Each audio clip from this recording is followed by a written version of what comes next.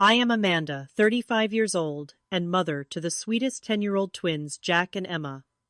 After my divorce 2 years ago, we moved in with my parents, which seemed like a blessing at first. Working 12-hour shifts as a pediatric nurse meant I needed help, and they offered. My relationship with them had always been complicated, but I tried to make it work. Then my brother Stephen and his wife Melissa had their baby boy, and suddenly my kids became invisible. I never imagined my own parents would betray us so completely. If you are enjoying this story, drop a comment about where you are watching from and hit that subscribe button to join our storytelling family for more real-life drama.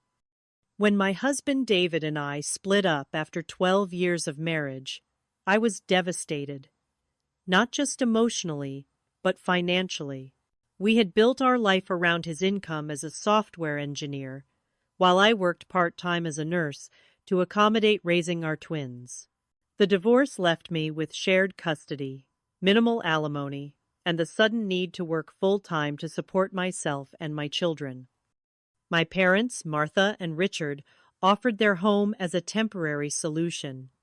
"Just until you get back on your feet," my father had said, with a pat on my shoulder. I was grateful, despite our complicated history.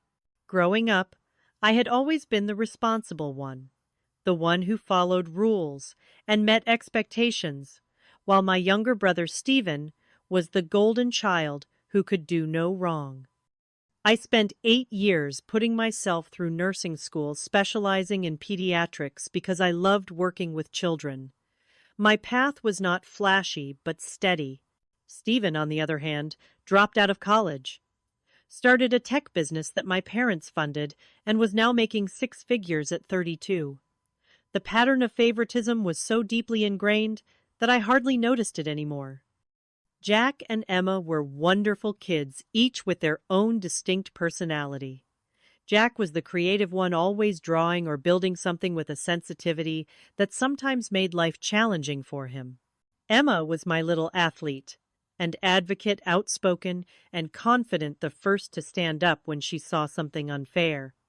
They were both doing well in school despite the upheaval of the divorce and move. Our initial arrangement with my parents seemed positive. They converted their home office into a bedroom for the twins, and I took the guest room. I contributed to groceries, did most of the cooking, and made sure the kids were respectful of their grandparents' space and routines. I worked 12-hour shifts at the children's hospital, sometimes overnight, which meant my parents helped with school drop-offs and pickups when needed. The plan was to save enough for a security deposit and first month's rent on our own place within a year. I was careful with money, taking extra shifts when possible and putting aside as much as I could. The housing market in our area was expensive, but I was determined to give my children stability again. Then Stephen and Melissa had their baby little Ethan, and everything changed. My parents had always favored Stephen, but their reaction to his baby was something else entirely. They transformed the formal dining room into a nursery, despite the fact that Stephen and Melissa had their own 4-bedroom house across town. They bought expensive baby equipment that would only be used during visits. My mother started canceling plans to help with my kids if Stephen needed anything at all. "Your brother needs more support right now," she would say. "He is new to parenting." The irony that I had been a single parent for 2 years somehow escaped her. At first, I tried to be understanding. New babies are exciting, and this was their first grandson. Jack and Emma had been their only grandchildren for 10 years, so perhaps they were just enjoying the novelty. I encouraged my kids to be patient and kind, explaining that little Ethan needed extra attention because he was so small. The favoritism was subtle at first. Christmas gifts that were noticeably more expensive for Ethan than for my children. Comments about how Ethan looked just like Stephen did as a baby, while Jack and Emma had always been said to resemble their father more than me. Small things, but they accumulated. I tried to compensate by creating special time just for us. We would go to the park on my days off, or have movie nights in my bedroom. I started a savings chart on my bathroom wall where the kids could see our progress toward getting our own place. Just a few more months, I would promise them. We will have our own home by Christmas. But as spring turned to summer, the tension in the house grew. My parents became increasingly critical of my parenting decisions, from what I fed the twins to their bedtimes, to how much screen time they were allowed. Meanwhile, Stephen and Melissa could do no wrong with Ethan, even when they would show up hours late for family dinner or cancel plans at the last minute. I was walking a tightrope trying to shield my children from the reality that their grandparents were treating them differently, while also trying to maintain a peaceful household. I needed my parents' help after all. I could not afford childcare on top of saving for our move. By the end of summer, my savings account was growing steadily.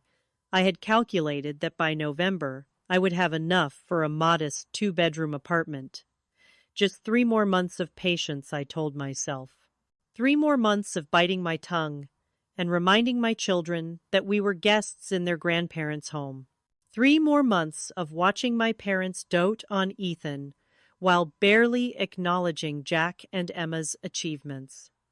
I had no idea how much worse things would get before those 3 months were up. The situation escalated dramatically in September when Stephen called a family meeting. He and Melissa sat at my parents' kitchen table with baby Ethan, dressed in an outfit that probably cost more than my entire weekly grocery budget. "We have got some exciting news," Stephen announced, looking at our parents rather than at me.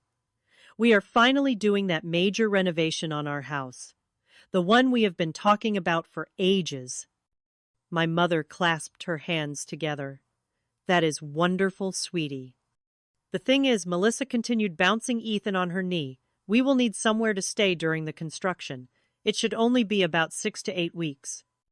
Before I could even process what was happening, my father was nodding enthusiastically. "You will stay here, of course. We have plenty of room." I cleared my throat. "Actually, we are a bit tight on space already with the 5 of us." I gestured to myself, the twins, and my parents. My mother shot me a look. "Family helps family, Amanda. It is only temporary." And just like that, the decision was made. No one asked how I felt about it. No one considered what this would mean for Jack and Emma. No one acknowledged that I had been told the same thing about our temporary stay, which was now approaching the 2-year mark. Stephen and Melissa moved in the following weekend. My father helped them set up a portable crib in their room for Ethan, though he had never once offered to help assemble the twins' beds when we moved in. My mother cleared out an entire closet for Melissa's clothes, while my things had remained in suitcases for months before I eventually bought a small dresser for myself. The changes were immediate and jarring. Suddenly, Jack and Emma were told to keep their voices down throughout the day because Ethan is napping. Their toys, which had been limited to their bedroom and a small corner of the living room, were now considered clutter and repeatedly put away in boxes. The television, which they had been allowed to watch for an hour after school, was now perpetually tuned to the shows Melissa wanted to watch. When I came home from a long shift one evening, I found Emma sitting on the back porch alone and upset. "What is wrong, honey?" I asked, sitting beside her. "Grandma said I was being too loud with my jump rope in the backyard," she sniffled. But Ethan was not even sleeping. He was in the living room with Aunt Melissa. She just did not want to hear me counting my jumps. That same week, Jack came home from school, excited about an art project he had been working on. He had been selected to represent his class in a district-wide exhibition. When he tried to show my mother, she waved him away. "Not now, Jack. I am helping Melissa pick out new curtains for their house." I watched my son's face fall, and something inside me hardened. That night, after the kids were asleep, I tried to have a conversation with my parents. "I understand that Stephen and his family need help right now. I began carefully, but I am concerned about how Jack and Emma are being treated. They feel like they are not important anymore. My father frowned. They are being oversensitive. Kids need to learn that babies require more attention. Ethan is not even here most of the day, I pointed out. Stephen takes him to daycare before he goes to work, and Melissa picks him up on her way home. Jack and Emma are not asking for attention during those hours. My mother sighed dramatically. You always were jealous of your brother Amanda. I thought you would have outgrown that by now. I was stunned into silence. Was that really how they saw me? As a jealous sibling, rather than a concerned mother? The situations continued to worsen.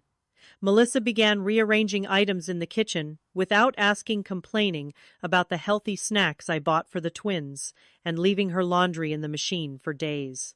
Stephen acted as if he owned the house, inviting friends over for watch parties without checking if anyone else had plans to use the living room. One evening, I overheard Stephen and my father discussing financial matters. We might need to extend the renovation timeline, Stephen was saying. The contractor found some issues with the foundation. Stay as long as you need, my father replied. This is your home too. I thought about how I had never been told that, despite contributing to household expenses and doing most of the cooking and cleaning, instead I was regularly reminded that their help was temporary and conditional. The breaking point came during a Sunday dinner in early October. My mother had prepared all of Stephen's favorite foods, none of which my children particularly enjoyed. When Jack politely asked if there was anything else he could eat, my mother told him he was being ungrateful. When I was growing up, we ate what was put in front of us, she said sternly. Later in the meal, Ethan threw his entire plate on the floor, and everyone laughed indulgently. He is just exploring his world, Melissa explained, making no move to clean up the mess.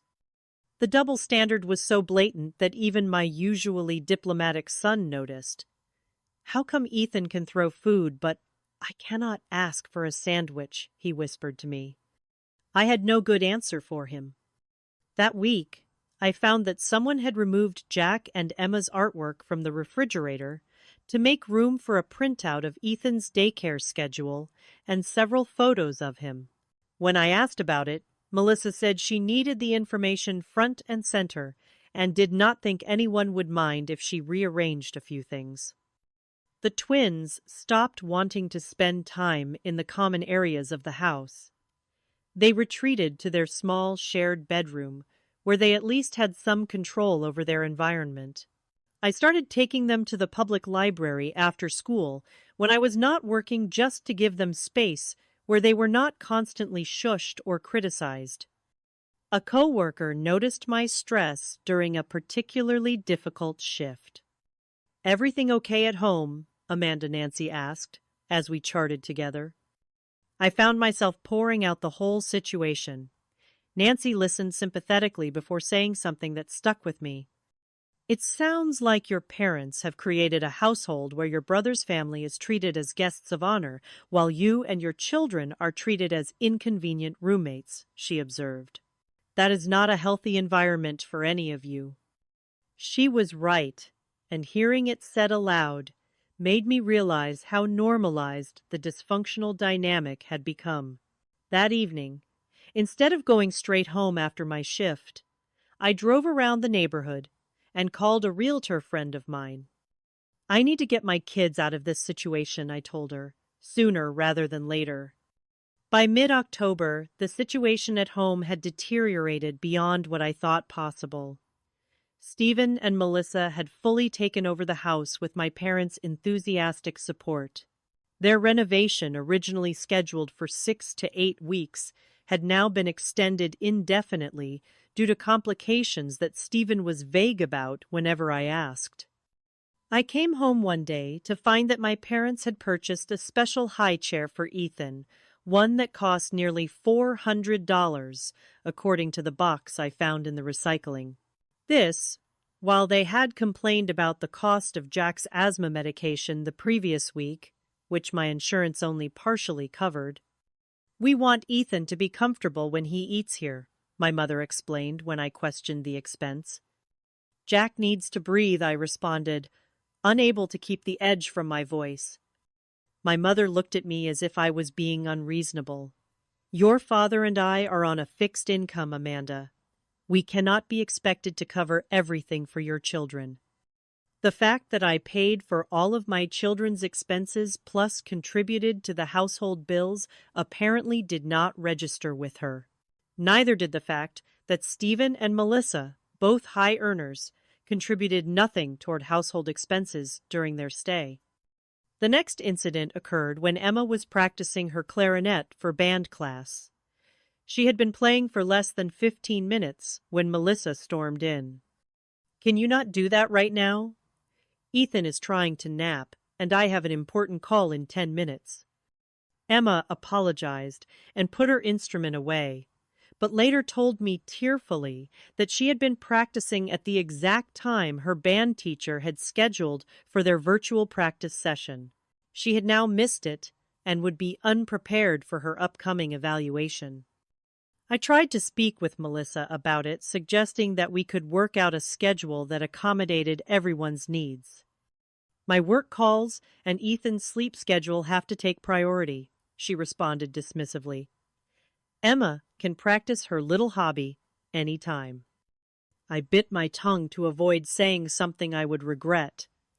Emma's little hobby was something she was passionate about, and her band teacher had noted she had real talent. But in this household, anything my children did was considered less important than the most trivial needs of Stephen's family. Jack was struggling too. His teacher emailed me concerned about his withdrawal in class and declining grades. My sociable, enthusiastic son had become quiet and anxious. When I asked him about it, he admitted he was having trouble sleeping because he was worried about doing anything wrong at home. Grandma and Grandpa get mad at us for everything he explained, but they never get mad at Ethan or Uncle Stephen or Aunt Melissa. I took on extra shifts at the hospital, partly to earn more money for our escape, and partly to avoid the tension at home. My parents interpreted this as me shirking family responsibilities, while Stephen and Melissa seemed glad to have me out of the way. The situation came to a head during a family dinner in late October. My parents had invited several extended family members over, including my Aunt Susan, who had always been kind to me and my children. During the meal, my mother launched into an extended monologue about how gifted Ethan was, how at just 9 months he was clearly advanced for his age. "He is trying to stand already," she boasted. "Stephen was an early walker too. Some children just have that natural athletic ability." She then turned to Jack and added, "It is too bad you did not get that from your father's side. David was always athletic, was not he?" I saw Jack's face crumple before he carefully composed himself. The implication was clear: any positive traits my children possessed came from their father, or were, despite my influence, while Ethan's gifts were clearly inherited from the superior genetic line of my brother. Aunt Susan caught my eye across the table, her expression concerned. After dinner, she pulled me aside. "How long has it been like this?" she asked quietly. "It has always been this way to some degree," I admitted. "But it has gotten much worse since Stephen's family moved in." "This is not healthy for your children, Amanda," she said, echoing what Nancy from work had told me. "They deserve better than to be treated as second-class members of their own family." I nodded, tears threatening. "I am working on it," I assured her. "I have a plan." And I did. In the weeks since my conversation with Nancy, I had been meeting with my realtor friend during my lunch breaks. We had looked at several rental properties, and I had found a small 3-bedroom house just 10 minutes from the hospital and in the same school district as the twins currently attended. The rent was at the upper limit of what I could afford, but I had been approved based on my steady employment history and excellent credit score. I had signed the lease the previous week, but told no one, not even Jack and Emma.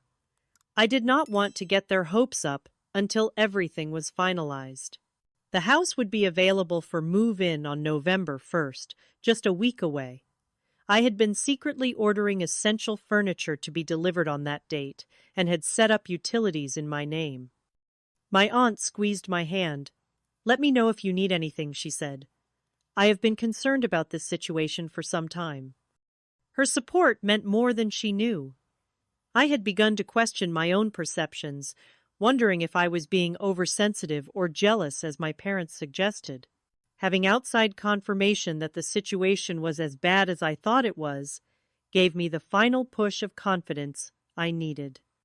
The next morning, I overheard Stephen and my father discussing more permanent arrangements.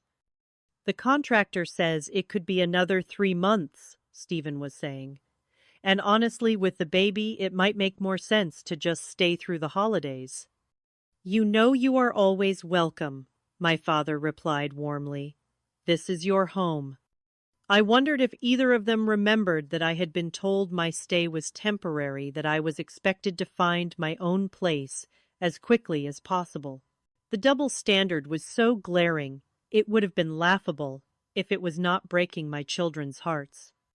That evening I took the twins out for ice cream after dinner, something we rarely did on weeknights. I wanted some time alone with them, away from the tense atmosphere of the house. "I need you both to know something important," I told them as they enjoyed their treats. "No matter what Grandma and Grandpa say or do, you two are amazing, valuable people. The way they are treating you is not because of anything you have done wrong." Emma, always perceptive, studied my face. "Are we going to move out soon?" I was surprised by her insight. "What makes you ask that?" "You have been working a lot more shifts," she said, "and you seem different lately, less sad and more determined." Out of the mouths of babes. My daughter had seen the change in me before I had fully acknowledged it myself. "Just keep being your wonderful selves for a little bit longer," I told them. "Not quite ready to reveal my plan. Can you do that for me?" They both nodded, and I saw a flicker of hope in their eyes that had been missing for too long. When we returned home, Melissa was complaining loudly about the twins' backpacks being in the hallway, despite the fact that Ethan's stroller diaper bag and various toys were scattered throughout the common areas of the house. "Children need to learn to pick up after themselves," she lectured me as if she was the parenting expert and I was a novice. I smiled tightly and helped the kids move their belongings, reminding myself that we only had to endure this for a few more days. I had no idea that the situation was about to explode in a way that would force my hand even sooner than I had planned. The following Tuesday, I was scheduled for a 12-hour shift at the hospital.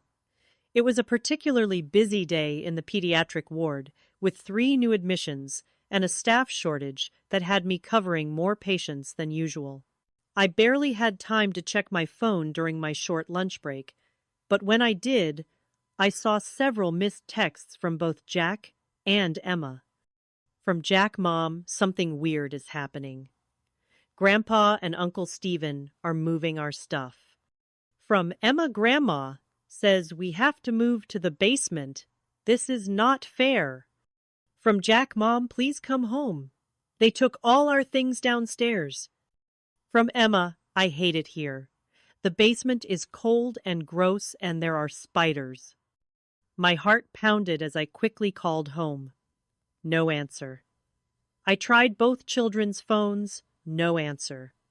Finally, I texted Emma, "I will be home as soon as I can. Stay calm. I love you both." I spoke with my supervisor explaining the family emergency. She was understanding and arranged coverage for my remaining 4 hours. Even so, it took me another hour to hand off my patients and complete critical documentation before I could leave. The drive home was the longest 20 minutes of my life. My mind raced with possibilities, none of them good.